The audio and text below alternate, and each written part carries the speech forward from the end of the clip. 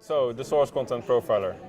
A lot of companies deal with the same problems around analyzing their content. So when they have a piece of text, they come in and like to gather a lot of information around this type of content before they move it on to their workflow. So they look at things that we call shallow features, which are to do with the number of words in a document, how many characters there are in a word on average.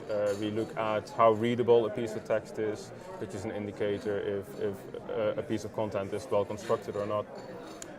We look at unusual POS sequences, which means like, is there something that deviates from the norm for this specific type of content?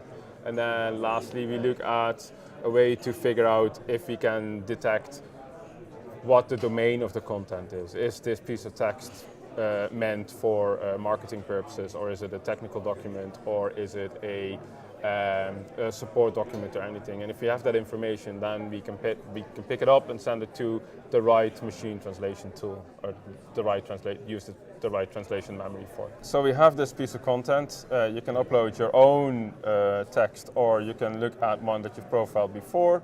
You can specify what language model we need to test your text on. For time purposes, we'll look at one that we've already profiled before.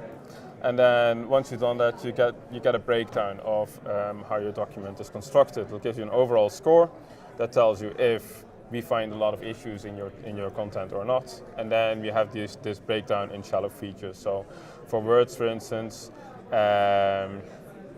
maybe this one's probably more interesting. We look at how many words there are per sentences, and we only look at the extremities. So if there's a lot of sentences with more than 20 words, then you may have a problem, right? So we do all that to catch bad content before it's gone to an expensive post-editing process. There's a lot more to the source content profiler, but if you want to know more, you can contact collaboration@cngl.ie.